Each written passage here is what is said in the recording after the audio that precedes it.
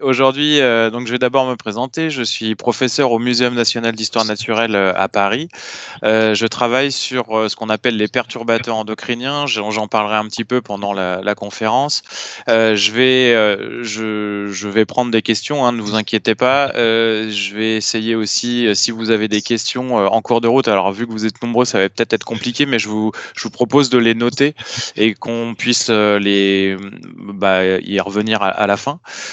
Donc on est dans une équipe au sein du muséum qui travaillons sur la pollution un petit peu des courants, donc de la rivière, des océans, avec des macro-molécules comme les plastiques, mais aussi avec des petites molécules. Donc on va revenir sur tous ces aspects-là.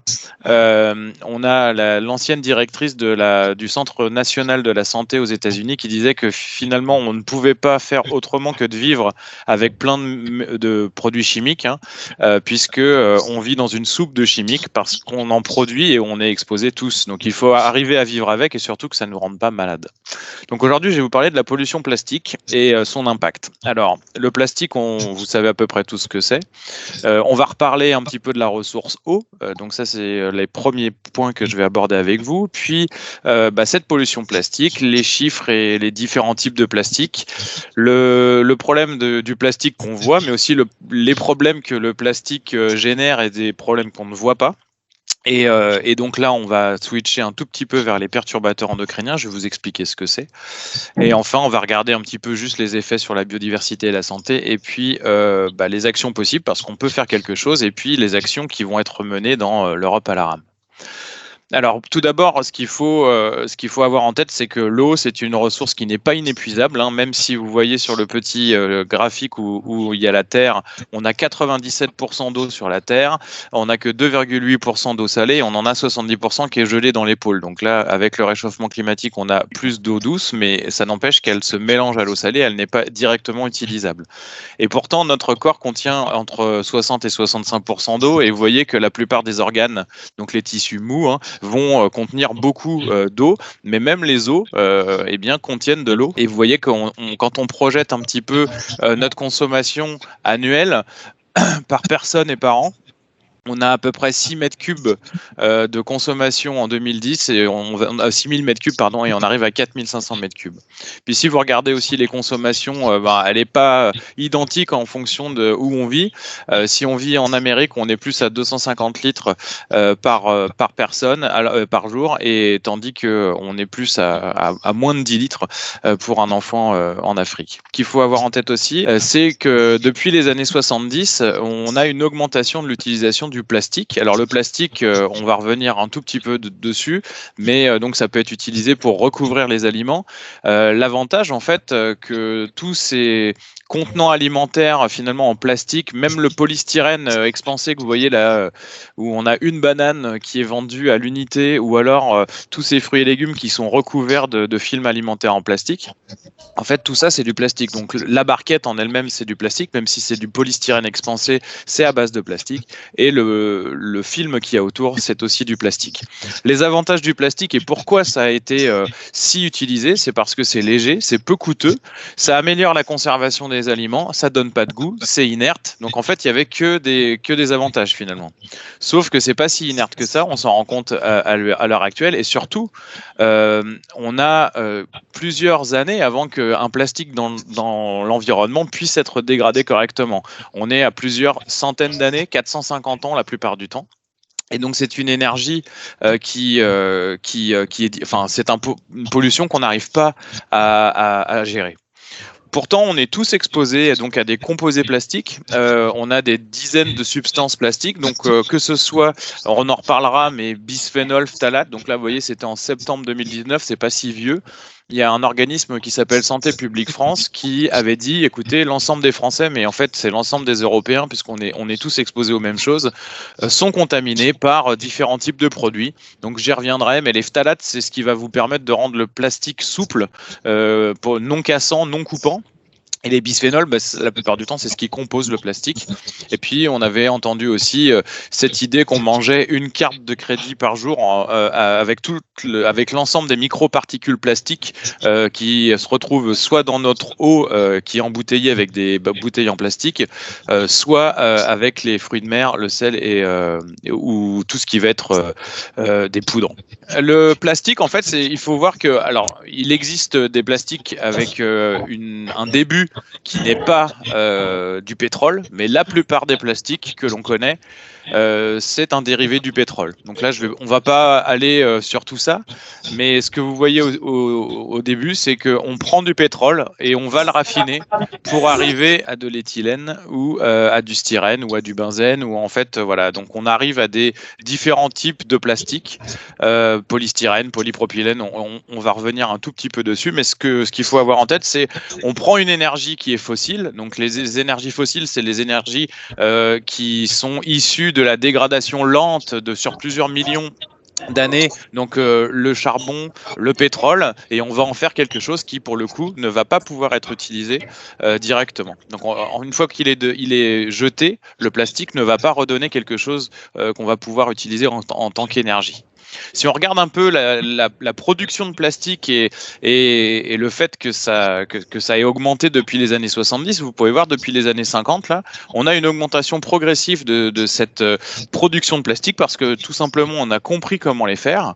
Donc on a eu de plus en plus et ça a remplacé beaucoup d'objets de notre société. Donc ça a été un synonyme de progrès pendant très longtemps. Donc là, vous voyez, en 2016, on était à 396 millions de tonnes, c'est énorme. Et que ça équivaut à 53 kilos de plastique pour chaque habitant de la planète. Et quand on fait une projection, on arrive à plus 40% en 2030, donc là c'est dans pas longtemps. Et donc pour éviter qu'on augmente cette production, il existe quand même des solutions. Et c'est ce qu'on verra tout à l'heure. Donc si on regarde la même chose, donc là on avait 396, en fait là on a d'autres chiffres, c'est 348, mais vous pouvez voir qu'on a en gros 350 millions de tonnes par an de production plastique. On en a presque la moitié qui est produit en Asie. Et on a donc un chiffre, 1 million de bouteilles plastiques qui est vendu chaque minute, sachant que les bouteilles plastiques, la plupart du temps, c'est de l'usage unique. On a des milliers et des milliards de sacs plastiques qui sont utilisés dans le monde. Et bon, après, ça, c'est plus au niveau de la France, mais c'est pour vous montrer aussi que le déchet, il a tendance à vouloir augmenter. Comme la production augmente, les déchets vont aussi augmenter.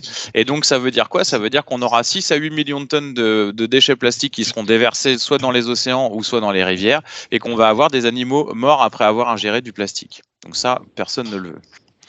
Donc pourquoi c'est aussi difficile de gérer le plastique? En fait, c'est parce que déjà, il faut avoir en tête que plus de la moitié des plastiques qu'on va utiliser, ça va être pour une durée de vie inférieure à 3 ans. Que 87%, donc c'est quasiment la totalité du plastique, et elle est mal gérée et ça va terminer sa vie dans la nature et ça va devenir un polluant. Et en raison de cette utilisation croissante du plastique, eh bien, on n'arrive pas à gérer les déchets. Et donc, un tiers ou 40%, ça dépend, on a différents chiffres, mais entre 33% et 40% des déchets, ça va être un polluant terrestre ou marin. Et c'est pour ça, vous avez peut-être déjà entendu parler du 6e et du 7e continent. En fait, c'est quoi? C'est l'ensemble de nos déchets plastiques qui sont déversés dans l'océan et qui se retrouvent à s'amalgamer avec les courants et à former une sorte d'énormes îlots de plastique. Donc là, c'est vraiment quelque chose qu'on peut voir.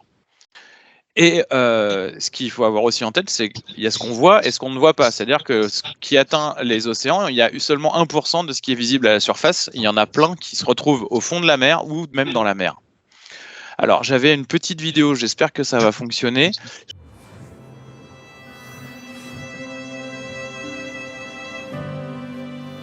Inventé au milieu du 19e siècle, l'essor du plastique est relativement récent. Ainsi, plus de la moitié de tous les plastiques ont été fabriqués depuis 2000. Et la production actuelle semble peu au vu des projections des industriels. C'est que ce polymère synthétique, flexible et bon marché, est partout. L'industrie représente moins de 1% de la production mondiale. L'électrique et l'électronique, 4%. Les transports, 7%. Les produits de consommation, 10%. Le textile, 14%.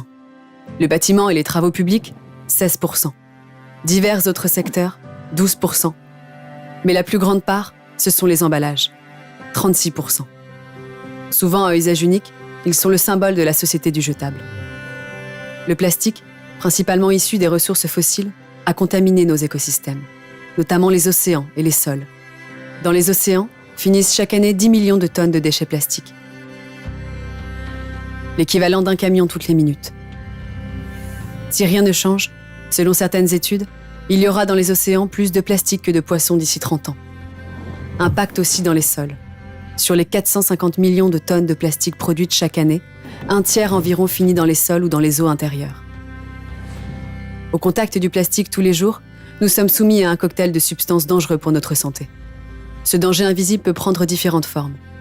Chez les adultes, des troubles de la thyroïde, des cancers, du diabète, de l'obésité, des problèmes de stérilité, même des troubles chez l'embryon et à la naissance.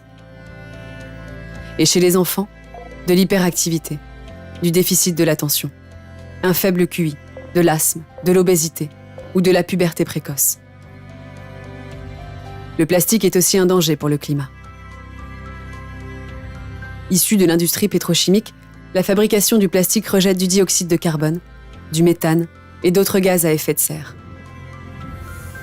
Rien que la production de polyester utilisé dans les tissus ou textiles émet 706 millions de tonnes équivalent CO2 par an, l'équivalent de 1,6 milliard de barils de pétrole, soit la consommation des États-Unis pendant 2 ans. Pour résoudre la crise du plastique, il faut réduire la production et notre dépendance à ce matériau. Heureusement, des solutions existent. Tarification incitative, consignes pour réemploi, vente en vrac, éco-conception, interdiction de l'usage unique, tri, recyclage. Et la société civile se mobilise partout dans le monde. Le mouvement Break Free from Plastic fédère 1800 associations de protection de l'environnement partout dans le monde. Retrouvez le rapport complet sur le site de la Fondation Heinrich Böll.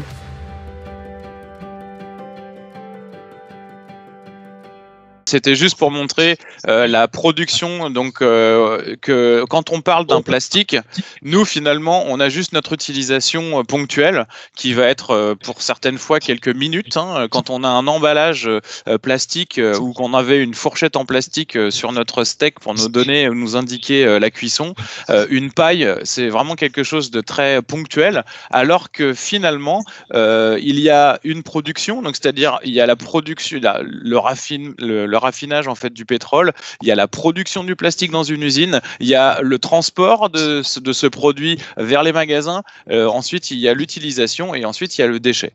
Et donc en fait tout ça c'est pas forcément pris en compte quand on voit un objet en plastique, on se rend pas forcément compte que derrière, en plus ça vaut pas cher donc on s'en rend pas compte. Mais il y a un impact au niveau de la planète, il y a un impact au niveau de l'économie et peut-être utiliser des choses réutilisables, forcément c'est meilleur parce que vous avez une seule fois du transport et après vous utilisez un petit peu d'eau pour le nettoyer, mais ça sera beaucoup moins impactant finalement que d'en racheter un nouveau. Alors les différents types de plastique, vous voyez, ils sont classés ici par numéro. Vous pourrez regarder sur l'ensemble des plastiques normalement que vous avez, les bouteilles, les flacons, les récipients, vous avez un petit logo qui montre le recyclage et vous avez un numéro. Et donc ces numéros, normalement, c'est dans les centres de tri. Ils vont pouvoir se dire, ah bah là, tous les numéros 1, on les met ensemble, donc c'est les bouteilles en plastique la plupart du temps. Et puis tous les numéros 2, on va les mettre ensemble. Et donc c'est des procédés qui vont permettre de recycler. Alors, on dit recyclage, mais finalement, le recyclage pour le plastique, c'est pas vraiment, ça n'existe pas vraiment. Pourquoi ? Parce que le recyclage, c'est normalement quelque chose qui nous permet, à partir de matières qu'on récupère, de pouvoir faire exactement la même chose. La plupart du temps, quand vous voulez refaire un plastique à partir de plastique collecté dans votre poubelle, il va falloir, la plupart du temps, réinjecter du plastique neuf. C'est très rare de pouvoir trouver quelque chose en 100% plastique recyclé. Et de toute façon, si vous arrivez, parce que ça existe maintenant pour les bouteilles, c'est la seule chose pour lesquelles vous pouvez trouver du 100% recyclé, eh bien, quand vous l'avez une fois, mais vous ne pourrez pas l'avoir 2 fois. Donc, ce n'est pas à l'infini, ce n'est pas comme du verre. Le verre, quand vous le mettez, vous le réchauffez. Les usines qui permettent de refaire du verre, eh bien, vous pourrez refaire du verre à l'infini. c'est un procédé de vrai recyclage parce que vous avez du verre, vous l'utilisez, vous le cassez, vous le rebrûlez et vous refaites du verre, etc. Ici, c'est pas tout à fait ça. On appelle ça plutôt du décyclage, c'est-à-dire que quand vous récupérez les bouteilles, que vous en faites une couverture polaire ou que vous en faites un pull ou des habits, eh bien, ça va être du décyclage. On utilise et on réutilise la matière plastique pour en faire quelque chose d'autre. Ce qu'il faut voir, c'est que le recyclage, finalement, il est pour majoritairement les bouteilles en plastique. Le reste, on ne sait pas trop bien le recycler. Donc, ce qui se passe, c'est que vous en avez une partie qui va être brûlée et une autre partie qui va se retrouver dans les décharges. Donc, vous voyez, les petits numéros ici correspondent au type de plastique. Alors, quand on dit poly, c'est un polymère. Ça veut dire quoi? Vous imaginez une chaîne de vélo, ou une chaîne tout simplement, et vous avez des maillons qui vous forment cette chaîne. Eh bien, le propylène, c'est un des maillons de cette chaîne. Le styrène, c'est un des maillons de cette chaîne. Le carbonate ou le bisphénol A, c'est la même chose, être un maillon de cette chaîne. Le poly, ça veut juste dire qu'on en a plein. Et c'est ce qui va former la chaîne. Donc le polymère, finalement, c'est une chaîne de monomères, d'éléments plastiques qui vont s'amalgamer les uns aux autres pour former le plastique. Mais il n'y a pas que ça. Quand on forme un plastique, et vous avez vu la différence entre tous ces plastiques, ils ont des couleurs différentes, ils ont des formes différentes, ils ont des résistances différentes. Donc il y en a qui sont plus ou moins souples. Donc on va rajouter des plastifiants. Les plastifiants, c'est ce dont je vous parlais tout à l'heure, c'est les phtalates. Vous en avez peut-être entendu parler. Et donc il y a des choses qui vont être micro-ondables ou on va pouvoir les utiliser au micro-ondes et ça ne va pas se déformer. Puis il y en a d'autres qui vont se déformer. Et puis, vous voyez, là, vous voyez une canette et une boîte de conserve. En fait, c'est l'intérieur de la boîte de conserve ou l'intérieur de la canette. On ne peut pas mettre du Coca-Cola, par exemple, directement sur du fer ou sur de l'acier parce que ça, on va y avoir, c'est très acide le Coca-Cola, donc ça va donner un échange avec le métal. Et donc, on est obligé de couvrir l'intérieur de cette canette avec un film plastique. Et donc ça, c'était, et c'est peut-être encore dans certains pays, le bisphénol A. Le bisphénol A, qui donc avait été utilisé dans les biberons, dans les tétines, dans tout ce qui va remplacer les ciments. Oui, vous savez les plombages qu'on appelle les plombages, où en fait c'est du mercure. On retire ces plombs un peu gris, donc ce qui va nous permettre de boucher la carie. C'est utilisé maintenant. On utilise du bisphénol A. Alors c'est des amalgames, mais il y a quand même du bisphénol A. Et puis ces fameuses boîtes de conserve. Donc il y a une interdiction qui a été faite et qui est généralisée en 2008 en Californie, 2010 en France, mais maintenant partout en Europe, on n'a plus le droit d'utiliser du bisphénol A dans les biberons. Par contre, vous avez encore, donc on n'a plus pour les tétines, tout ce qui est pour les enfants et tous les bébés, la plupart du temps, on n'a plus le droit de l'utiliser. On n'a plus le droit de l'utiliser dans certains revêtements, dans certains pays, donc comme la France. On n'a plus le droit d'utiliser bisphénol A, mais par contre, c'est toujours utilisé dans les ciments dentaires, dans tout ce qui va nous reboucher les caries. Et puis, c'est aussi utilisé, si vous achetez des choses sur les brocantes, bien, vous pouvez tomber sur des choses qui étaient utilisées avant, c'est comme partout, vous pouvez trouver des choses qui sont maintenant interdites. Juste pour que vous ayez en tête, l'agence européenne qui s'appelle l'EFSA, c'est le European Food Safety, c'est l'agence de sécurité des aliments.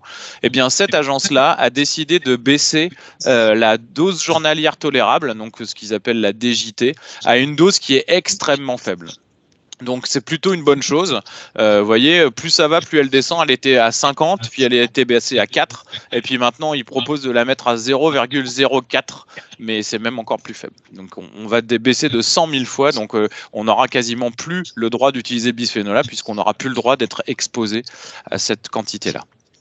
Alors, l'impact sur la santé des plastiques et des plastifiants. Vous avez déjà vu soit une tortue avec une paille dans le nez. Là, vous voyez, en fait, on a l'impression que ces plastiques, pour les animaux marins, ce sont des méduses. Donc, en fait, quand ils veulent manger des méduses, ils peuvent manger aussi du plastique. Donc, ça ils l'ingèrent, mais par contre, ils ne vont pas pouvoir le digérer. Et ça les rend malades et ça peut même les tuer. Donc les impacts dans l'environnement, c'est l'enchevêtrement. Si vous avez un cordon plastique, si vous avez un filet de pêche qui s'enroule autour d'un animal, lui il n'a pas des mains, il n'a pas des doigts et ses congénères peuvent pas forcément l'aider à retirer ça. Donc ça va lui provoquer un enchevêtrement, c'est-à-dire ça va lui bloquer certains mouvements qui peuvent l'empêcher de vivre tout naturellement. L'ingestion, donc l'ingestion, vous voyez ici, vous avez une bouteille en plastique, une paille, une fourchette, et puis après vous avez les dommages à l'habitat, c'est-à-dire que les animaux, que ce soit des poissons qui vivent dans les rivières ou les poissons d'eau de mer, eh bien, ils vivent dans un environnement, ça s'appelle un écosystème, où tout le monde a sa place et tout le monde a un rôle. Si on commence à avoir une dégradation de la nourriture, parce que la nourriture est pleine de plastique, eh bien, du coup, celui qui mange cette petite nourriture va être impacté et ça va impacter au fur et à mesure de la chaîne alimentaire. Donc la chaîne alimentaire, c'est quand on a un premier élément qui va servir d'aliment à un autre maillon de cette chaîne jusqu'à arriver à un prédateur, à celui qui ne se fait jamais manger.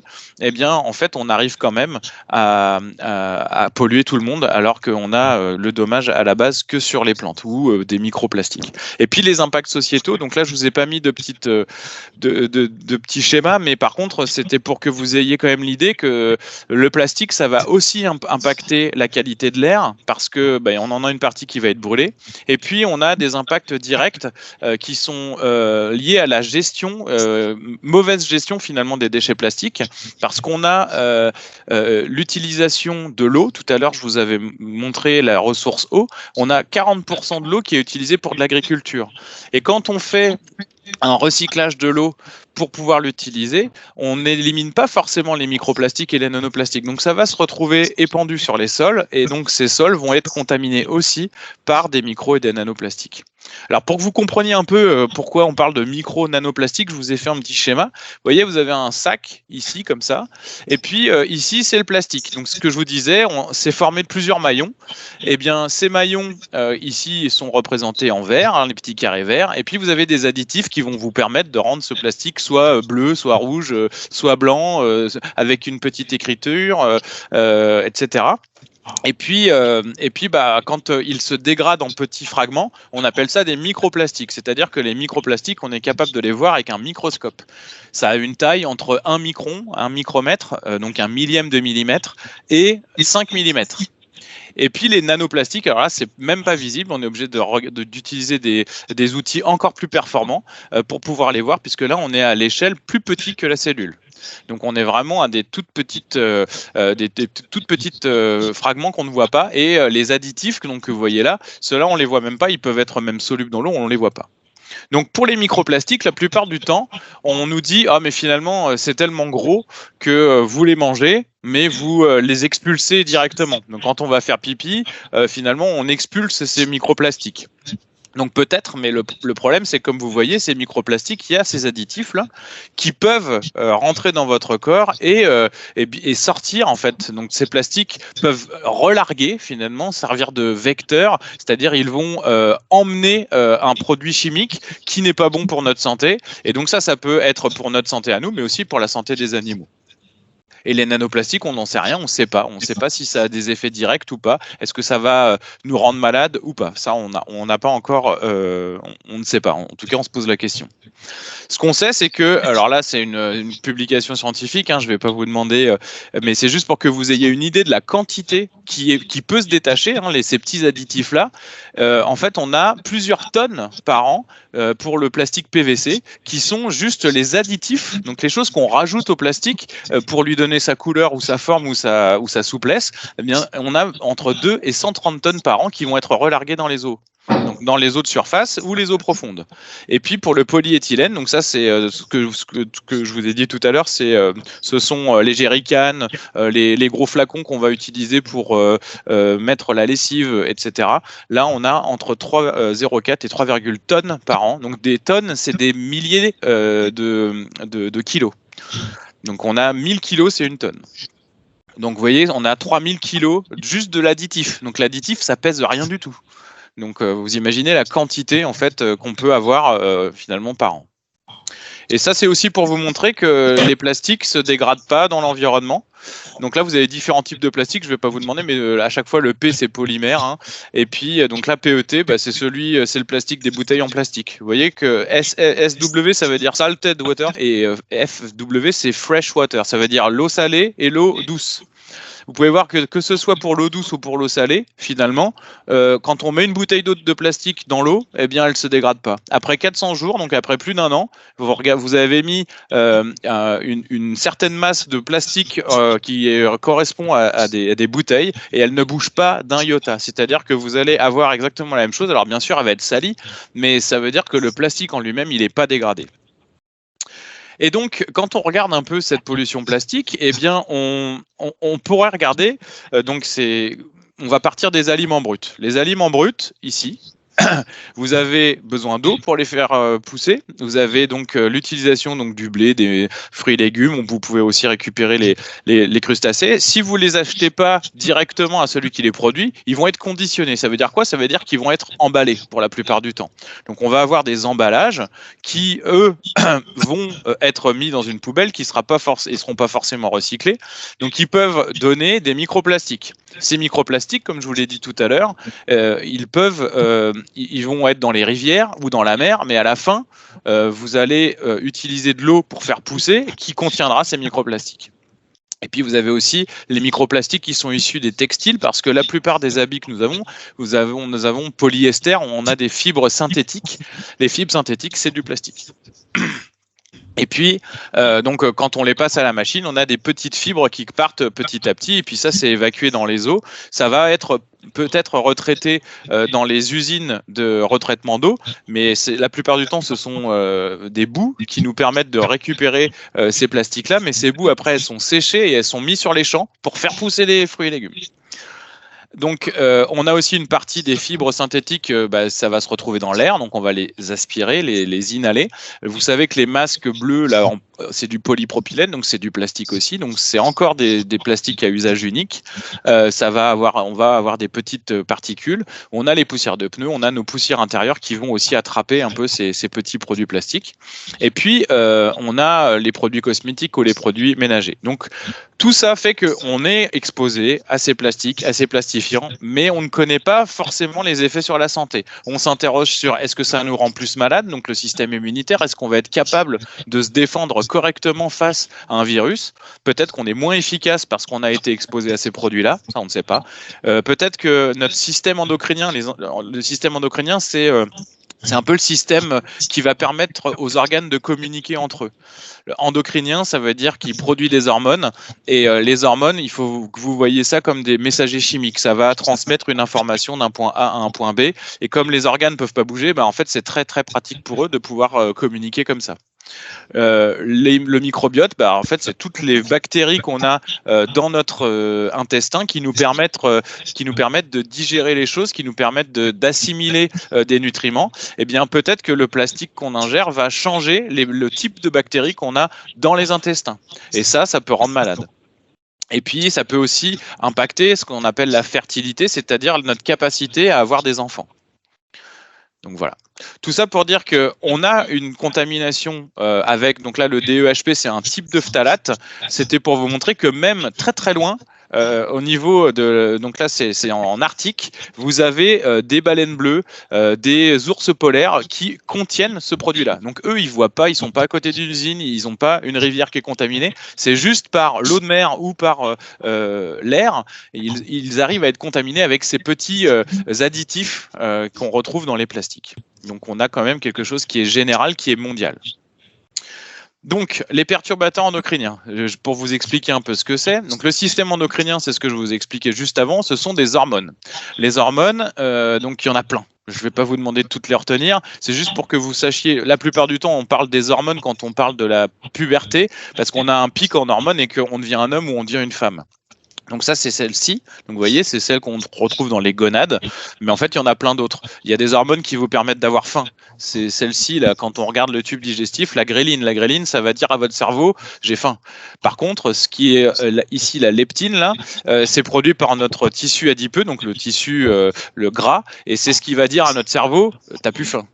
Et puis après, vous avez d'autres hormones qui vont nous permettre d'être de bonne humeur, de bien dormir, la mélatonine par exemple. Vous avez des hormones du stress aussi quand vous avez peur ou quand vous mobilisez en fait et que vous avez votre cœur qui commence à s'emballer. Eh bien, ça accélère la communication et en fait, vous avez tous vos organes qui peuvent fonctionner presque à plein régime parce que vous avez un petit peu cette hormone du stress qui va vous focaliser vers ce que vous devez faire. Donc tout ça, c'est hyper efficace. Ça se met en place très tôt dans notre vie puisque ça se met en place pendant le développement dans le ventre de notre mère. Mais par contre, on a des produits chimiques qui peuvent prendre la place de ces hormones ou empêcher finalement le bon fonctionnement de ces hormones. Si on prend une analogie, finalement, vous avez un perturbateur endocrinien. Je vous ai dit tout à l'heure, les hormones, c'est un messager. Donc, c'est un SMS que vous envoyez parce que c'est deux personnes donc là, deux organes qui doivent communiquer, mais il n'y a qu'une seule voie, c'est la voie sanguine. Bien là, on imagine qu'on s'envoie un SMS.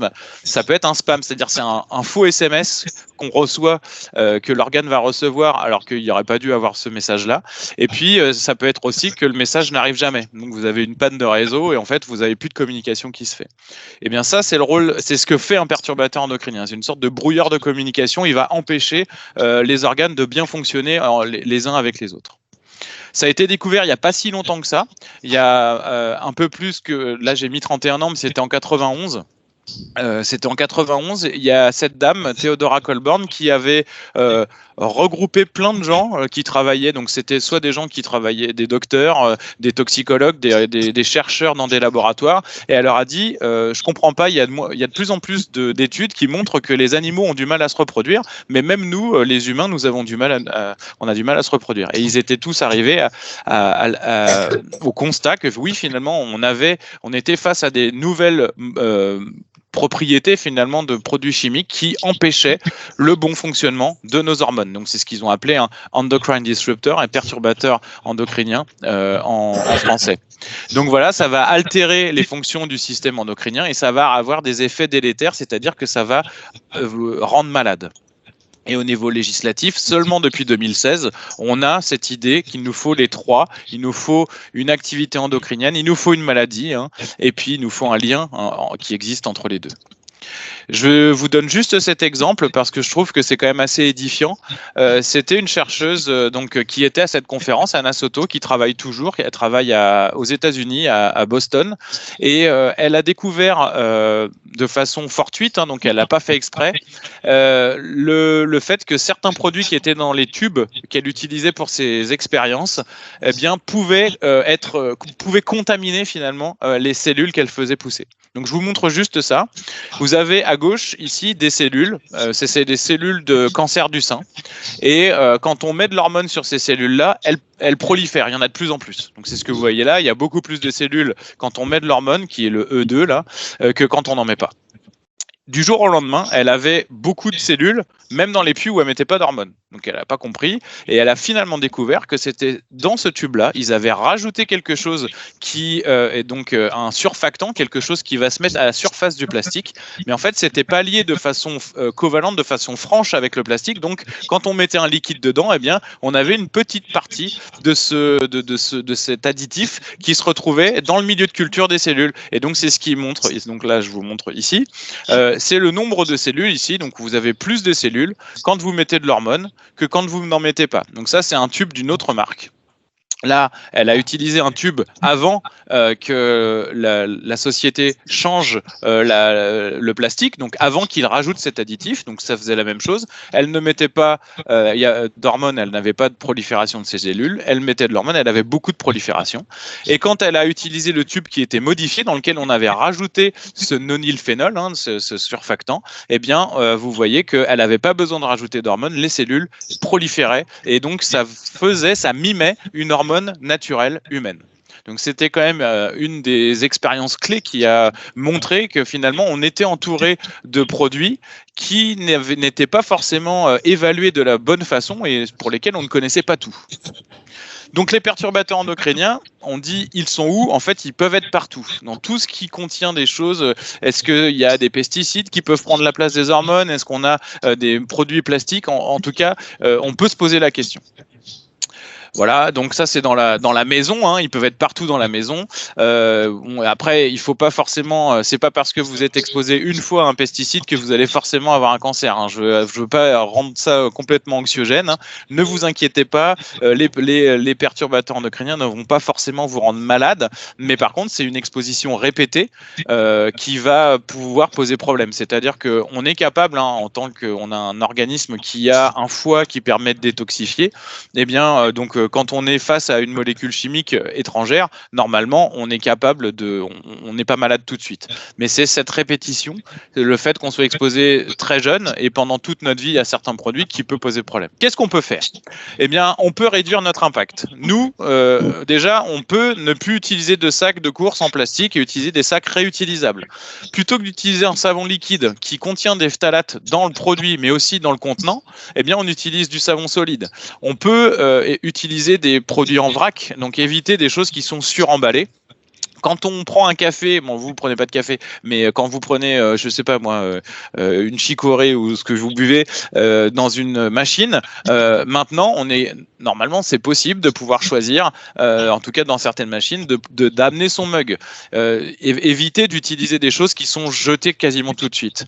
Quand on a de la vaisselle, on n'utilise plus de vaisselle en plastique. Normalement, l'Europe essaye de sortir de ces plastiques à usage unique à l'horizon 2030. Donc normalement, nous ne devrions plus avoir la possibilité, voilà, d'avoir des pailles, même les ballons de baudruche pour l'instant. Quand on voulait boire un coup, vous prenez une gourde qui est réutilisable, alors pas forcément en plastique, parce que le mieux c'est quand même de l'inox. Et puis voilà, quand vous avez vos vêtements, les vêtements pour le sport, eh bien c'est pour le sport. Vous les mettez pas tout le temps, sauf si c'est en coton. Si c'est du polyester, vous allez déjà c'est pas forcément très bon pour votre peau, mais en plus vous allez faire ces microfibres plastiques. Et surtout, on peut trier. C'est-à-dire que pour l'instant, le tri est pas forcément bien utilisé. Eh bien, il faut plus l'utiliser. Tout à l'heure, je vous ai parlé du recyclage. On n'a que 9% de ce qui est mis dans les poubelles qui est vraiment recyclé. Le reste, c'est soit brûlé, soit mis dans l'océan. Donc, il faut que vous ayez ça en tête. Donc là, ça, c'est une projection qui a été faite pour montrer que en 2030, si on fait comme on fait maintenant, on va avoir une augmentation de 41% de la production de plastique et on va avoir une augmentation des plastiques à usage unique. On va pas forcément avoir un taux de collecte optimal. Donc, on peut avoir 49 millions de tonnes de déchets plastiques qui ne seront même pas collectés. Le traitement, on fait 27% de recyclage des déchets. Et des déversements donc à ciel ouvert, etc. Et puis on a 44% de pertes dans le marché secondaire. Si on essaye de faire un peu des efforts, on peut réduire. Donc la production de plastique va augmenter, mais on peut éviter qu'elle augmente de 41%. Elle pourrait augmenter que de 28%. On peut éliminer progressivement le plastique à usage unique. Ça, c'est ce que l'Europe veut faire, mais nous, à notre échelle, on peut le faire aussi. Et puis on peut collecter, trier, faire quelque chose de plus propre, augmenter le recyclage et faire que nos usines de recyclage soient plus efficaces. Donc voilà, ça c'est pas que nous, hein, bien sûr, mais à notre échelle, on peut déjà agir. Alors, je vous ai remis le lien pour que vous puissiez voir un petit peu. C'est un petit questionnaire qui évalue la place du plastique et des plastifiants dans votre vie. Donc, je vous invite à le remplir dans vos classes. Ça vous permettra de voir qu'il y a aussi des plastiques cachés. Il y a des choses, des fois, on s'en rend pas compte. Par exemple, quand vous prenez des couverts en bambou, il n'y a pas forcément de plastique, mais il y a des additifs plastiques pour le rendre étanche. Parce que quand vous prenez des choses qui sont en bois aggloméré, le bois, sinon ça boit. Pour éviter que ce bois ne boive pas trop, eh bien, on est obligé de rajouter des plastifiants. Et puis, eh bien, à vous de jouer, hein, j'ai envie de dire. Vous pouvez nous aider pendant l'Europe à la rame. Moi, j'ai proposé 2 ateliers. Alors, je sais que c'est pas forcément peut-être le plus facile, mais il serait hyper intéressant pour nous, vu que Christophe va traverser de Varsovie à Paris, eh bien, ça serait de pouvoir avoir des petites collectes d'eau avant et après les villes. C'est pour savoir déjà d'une si la ville pollue ou si la ville dépollue, parce qu'on peut avoir les 2 cas de figure. C'est-à-dire une grosse ville, finalement, elle a un système de retraitement d'eau qui est tellement efficace que même si on a plein d'habitants, l'eau qui est reversée dans la rivière, eh bien, elle est de meilleure qualité que celle qui était avant. Ça, c'est une possibilité. Après, ça peut être aussi qu'elle est polluée. Donc, on pourrait récupérer avant et après la ville entre 1 litre et 2 litres d'eau dans des bouteilles en verre. Et moi, je me chargerais de les analyser. Et puis, on peut aussi collecter des déchets plastiques. Donc, ça, c'est des opérations que vous pouvez faire, même si c'est pas sur les berges de la rivière. Vous pouvez les faire dans votre ville à un moment. Vous vous dites, pendant 3 heures, on y va, on ramasse tous les produits plastiques qu'on peut trouver dans l'environnement. Je vous remercie pour votre attention. Et puis, on peut peut-être commencer à discuter maintenant. Merci Jean-Baptiste, merci beaucoup. C'était très dense. Hein. Oui. Les élèves vont avoir beaucoup à digérer de ton exposé. Avez-vous trouvé des substances naturelles pour remplacer les perturbateurs endocriniens? Alors, est-ce qu'on a trouvé des substances naturelles pour remplacer les perturbateurs endocriniens? Alors, il faut que tu aies en conscience que une substance naturelle peut être un perturbateur endocrinien. Donc, c'est pas, en fait, faut pas faire cette distinction forcément que tout ce qui est synthétique va être un perturbateur endocrinien. C'est pas vrai. Il y a des molécules qui sont fabriquées et qui ne font rien et qui ne vont pas prendre la place et qui ne vont pas brouiller le message dont je vous parlais. Et puis, on a certaines molécules comme dans le soja. Il y a des phytoœstrogènes, donc des hormones féminines de la plante, mais qui vont pouvoir prendre la place des hormones féminines dans notre corps aussi. Donc, on ne recherche pas forcément des molécules naturelles, mais on va rechercher des molécules qui sont sans effet. Et donc ça, malheureusement, ce n'est pas fait avant l'utilisation et avant la mise sur le marché de ces produits-là. Donc, c'est ce qu'on essaye de dire un peu au gouvernement, aux instances qui mettent ces produits sur le marché, en tout cas qui autorisent la mise sur le marché, c'est de dire arrêtons de mettre des choses dont on n'a pas évalué la dangerosité. Maintenant, on a des possibilités de le faire. Il y a 20 ans, on ne pouvait pas, mais maintenant, on peut le faire. Donc, on essaye de faire un peu changer les choses dans ce sens-là. Mais par contre, nous, on ne recherche pas forcément des nouvelles substances pour empêcher les effets. On peut regarder si certaines substances ont des effets et donc dire celle-là, elle n'en a pas et celle-là, elle en a. Ça, oui, ça, on est capable de le faire. Mais pas pour toutes les voies hormonales. C'est ça la difficulté aussi. Est-ce qu'ils vont remplacer le plastique? Je vais répéter la question.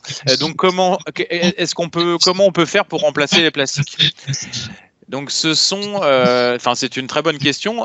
Les plastiques, justement, on essaye de plus en plus de faire des cartons avec un tout petit peu de plastique. Donc, comme je vous disais, ou des couverts qui ont majoritairement du bois et un tout petit peu de plastique. Donc, on essaye en fait de réduire déjà la quantité de plastique pour des choses qui étaient à usage unique.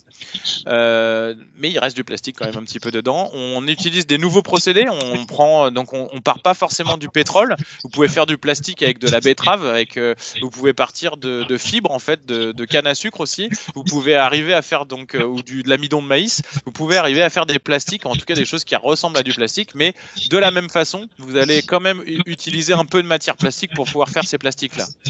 Donc j'ai envie de dire ça va résoudre une partie du problème qui est la quantité de plastique qui est utilisée et générée tous les ans. Mais ça va pas résoudre le problème qui est les microplastiques qui se retrouvent quand même dans l'environnement. Donc ça va se dégrader et ça va se retrouver dans la nature. Donc on les verra moins, mais il y en aura quand même. Et puis ça résout pas le problème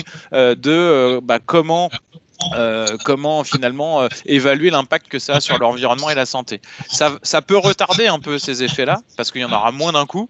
Mais le mieux pour l'instant, c'est si on peut éviter, tant qu'on n'a pas trouvé vraiment quelque chose de parfait, si on peut l'éviter et on peut utiliser des substituts réutilisables, c'est encore mieux. Bonjour, comment trouvez-vous la qualité de l'eau en France? Alors, comment on trouve la qualité de l'eau en France? Eh bien, la plupart donc, ce qu'il faut voir, c'est que la qualité de l'eau, elle est évaluée tous les ans. On reçoit, nous, en France, est-ce que votre eau du robinet a dépassé certaines normes? Donc, on a des normes. Pour l'instant, les microplastiques, les nanoplastiques, alors les microplastiques sont retirés naturellement, j'ai envie de dire. C'est pas dans le cahier des charges, c'est pas dans la liste des choses que les usines de retraitement d'eau doivent retirer.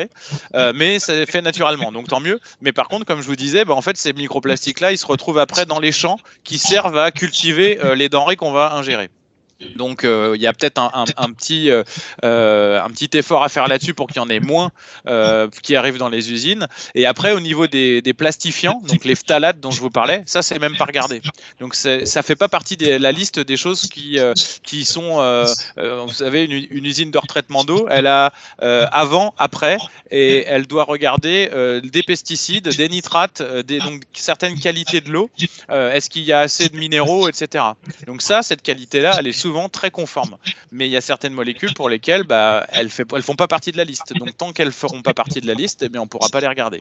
Donc j'ai envie de vous dire, la qualité de l'eau est très bonne, mais on peut toujours faire mieux.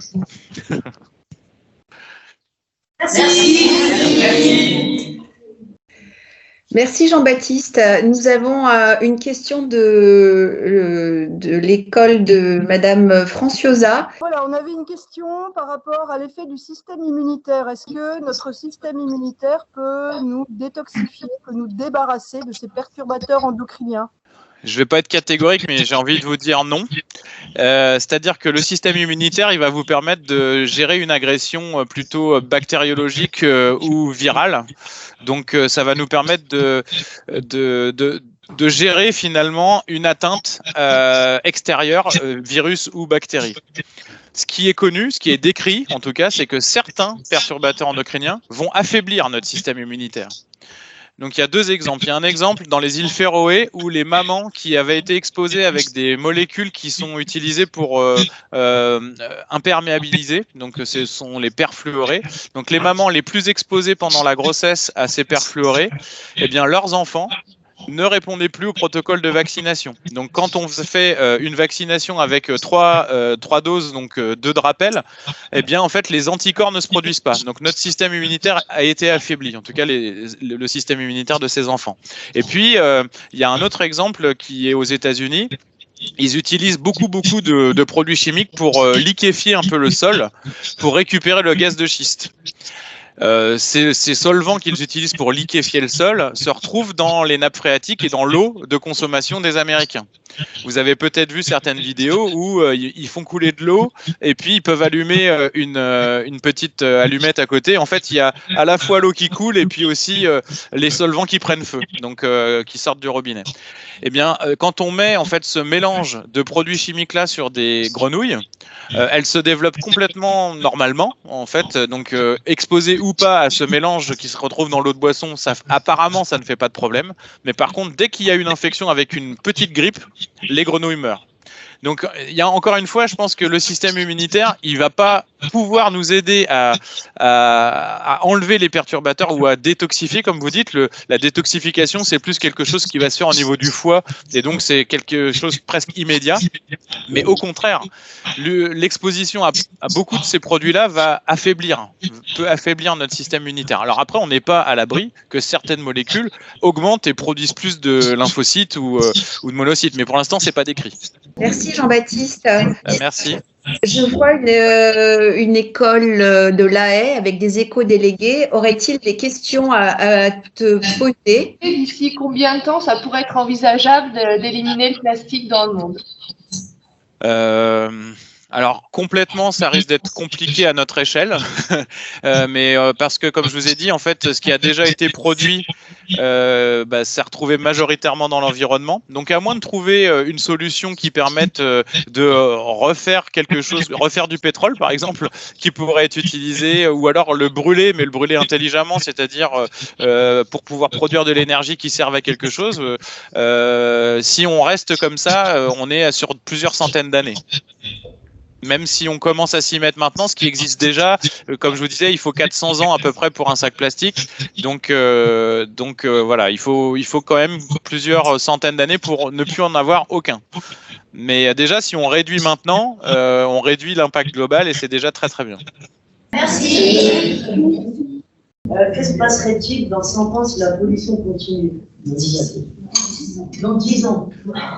Ce qu'il y a, c'est que si vous avez une pollution qui continue sur ce rythme-là, on arrive à, comme je vous l'ai dit, beaucoup plus de plastique dans l'eau que de poissons. Vous allez avoir une contamination en fait qui va être globale et on risque d'être malade plus vite dans notre vie, donc avoir une espérance de vie en bonne santé qui réduit. Donc ça, ce sont les conséquences à court terme finalement si on fait rien. Le réchauffement climatique aussi peut faire partie des conséquences à court terme. C'est-à-dire que ça va augmenter plus vite. Quelle partie de corps pourrait nous aider contre les perturbateurs endocriniens? Oui. Alors, une grande partie des produits chimiques auxquels nous sommes exposés sont pris en charge par notre foie. Donc un foie en bonne santé nous permet déjà d'éliminer une très grande partie de ces produits. Ce qu'il y a, c'est que certains produits sont tellement mauvais que finalement notre corps prend la stratégie de les stocker dans quelque chose qui est quasiment pas utilisé, qui est pas utilisé souvent, c'est-à-dire le tissu adipeux. Donc plus on va avoir des produits méchants en fait entre guillemets, ils vont se stocker dans le tissu gras et donc ils vont être donc si on a une intoxication à un moment avec quelque chose, avec une grosse dose finalement de ce produit-là, il va se stocker dans le gras et puis il va être relargué petit à petit. Et donc on va avoir finalement cette détox qui va se faire petit à petit. Donc on a déjà des systèmes qui fonctionnent bien. Ce qu'il y a, c'est que, comme je vous dis, les conséquences finalement, on ne sait pas, on ne les connaît pas parce que on est face à déjà une diversité de molécules qu'on n'avait pas avant et surtout à une exposition qui est quasiment quotidienne avec plein de produits différents. Ça se trouve, ça fait rien. J'ai pas envie de je veux pas que ça soit trop anxiogène, mais c'est comme si finalement on était il y a 20 ou 30 ans et on fumait des cigarettes sans savoir que ça rendait malade. Mais là, en fait, on se pose la question. Est-ce que finalement, d'être exposé à ces produits-là tous les jours, ça fait pas la même chose que de fumer une cigarette tous les jours? Oui. C'est ce genre de questions qu'on se pose. Et donc, plutôt que d'avoir à se dire dans 20 ans, ah bah mince, on aurait dû éviter de s'exposer à certains produits, eh bien, vaut mieux directement se dire, en attendant d'avoir la réponse, essayons de limiter notre exposition à certains produits.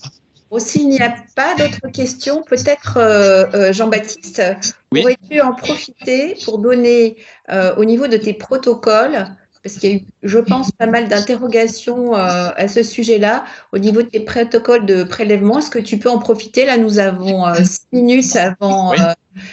Pour parler des protocoles que tu vas mettre en place.